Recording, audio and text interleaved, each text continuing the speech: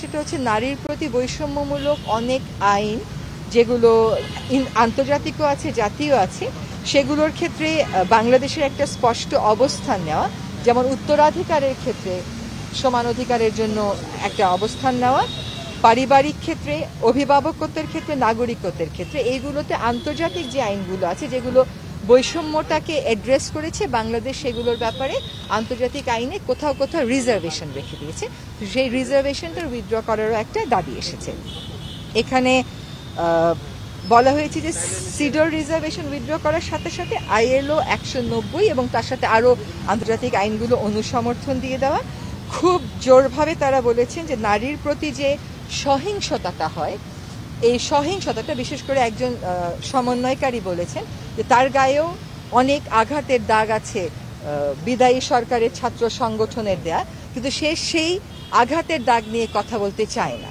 সে বলতে চায় যে এই পুরো সিস্টেমটাকে বদলাতে হবে, যেখানে নারীকে ধরে নেওয়া হয় যে তার গায়ে আঘাত দেওয়া যায় এবং আঘাত দিয়ে পার পাওয়া যায়, আঘাত দিলেও কোনো বিচার হয় না। এই মানসিকতা থেকে সরে আসতে হলে শুধু নারীকে ক্ষমতায়িত, নারীকে তার অধিকার সম্পর্কে জানালে হবে না, সমাজকে নারী বান্ধব করে ওই শিক্ষার পরিবেশটা আনতে হবে।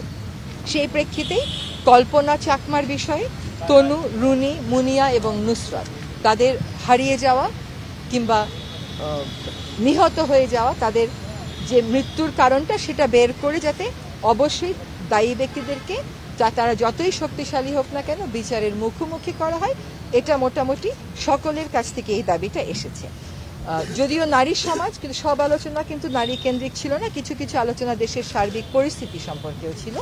একটি কথা এসেছে যে আমরা আদালত ব্যবস্থার যে রিফর্ম বা বিচার ব্যবস্থার যে রিফর্মটা করছি সেটা জুডিশিয়াল রিফর্মস কমিশনের মাধ্যমে করা যায় কিনা, যাতে করে যেই ভুলগুলোর বিরুদ্ধে আমাদের অবস্থান, যে সংস্কারের পক্ষে আমাদের অবস্থান, সেই সংস্কার করতে গিয়ে পুরনো ভুলগুলো যেন রিপিটেড না হয়।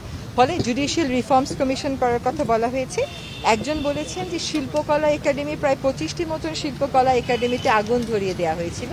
সেই শিল্পকলা একাডেমিতে নিয়োগের সময় দেখা যায় যে খনিজ সম্পদ মন্ত্রণালয় থেকে একজন নিয়োগ হয়ে গেল। তো আর্টস, কালচার এগুলো বোঝেন এমন সমঝদার ব্যক্তিকে যদি নিয়োগ পদ্ধতিটা পরিবর্তন করে আনা হয় তাহলে সেটাকে সাধুবাদ জানানো হবে এবং ওনারা সবকটা শিল্পকলা একাডেমি খুলে দেওয়ার দাবি জানিয়েছেন।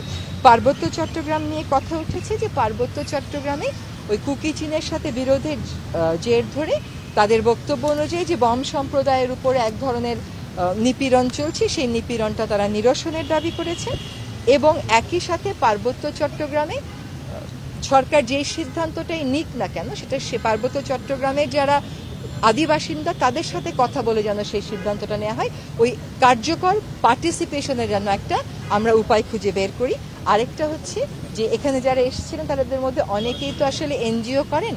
বিগত সরকারের সময় বা বিভিন্ন সময় দলীয় সরকারের সময় দল বুঝে কোনো না কোনো এনজিও হয়রানির মুখোমুখি হয়েছে। তো এনজিওগুলো যাতে এনজিও ব্যুরোর মাধ্যমে হয়রানির শিকার না হয়, কোনো দলীয় সরকার যেন এনজিও ব্যুরোর মাধ্যমে এনজিওদেরকে হয়রানি না করতে পারে, সেটার জন্য যথাযথ সংশোধনমূলক ব্যবস্থা গ্রহণ করে। আপনার যারা এসেছে তাদের তালিকা কিংবা বলবেন, যিনি প্রশ্ন করবেন নাম বলবেন, আমরা 5টার বেশি প্রশ্ন নিব না। জি, আমি আজহার লিমন, আমি এখন টিভির। আপনার ওই যারা এখানে এসেছিলেন নেত্রী, তাদের নামগুলো বলবেন নাকি তালিকা দেবেন? একটা স্বাক্ষর তো সবাই করেছেন, ধরেন আমরা হয়তো একটা তালিকা ধরে আমন্ত্রণ করেছি, অনেকেই এসেছেন, কাজে ওই তালিকাটা, ওই স্বাক্ষরের কাগজটা দিয়ে আপনাদের সাথে তো একটা গ্রুপে আছেনই ভাই, উনি আপনাদেরকে দিবেন। ইস্পাহানি পার্বণ, চিনি গুঁড়া চাল, অনন্য ঘ্রাণে, উৎসবে আয়োজনে। নারীদের সাথে মিটিং বলা হলো কারণ এখানে অংশগ্রহণকারী সকলেই নারী।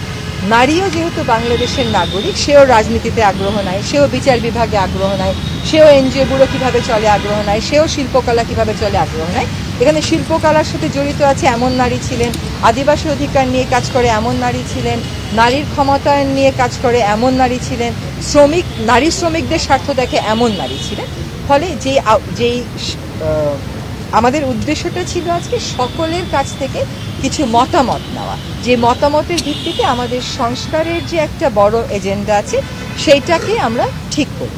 তো সেই মতামতগুলো আজকে আমরা নিলাম। ফলে এখানে নারীরাই ছিলেন, নারীবাদীরাও ছিলেন এবং অন্যান্য ক্ষেত্রে নেতৃত্বে আছেন এমন নারীরা ছিলেন। তারা নারীর অধিকারের পাশাপাশি সমাজের সামগ্রিক কিছু বিষয় নিয়ে কথা বলেছে। আপা, আমি নাজনীন আক্তার, আমি নাজনীন আক্তার, আমি প্রথম আলোতে সিনিয়র রিপোর্টার হিসেবে। মাননীয় প্রধান আমি আসছি আপনার কাছে। মাননীয় প্রধান উপদেষ্টা বলেছেন যে এখানে আসলে আমি যা পড়ে শোনালাম তার চাইতে অনেক বেশি বিস্তারিত সুপারিশ এসেছে, তো যে আপনারা নিজেরা এখন একটু বসে একটা এমন ম্যান্ডেট দেন যেখানে আমাদের কাজ করতে সুবিধা হবে। কাজটা আমরা শুরু করলাম, আর যদি শেষ করতে না পারি তাহলে অর্ধ সমাপ্ত কাজ করে লাভ নেই। কাজে আমাদেরকে এই এত সুপারিশের মধ্যেও কিছু অগ্রাধিকার ঠিক করে, যেগুলো আমরা যদি করে না দিয়ে যাই হয়তো দলীয় সরকারের সময় সেটা করাটা একটু কষ্টকর হয়ে যাবে। সেই অগ্রাধিকারের তালিকাটা উনি ঠিক করতে পারেন।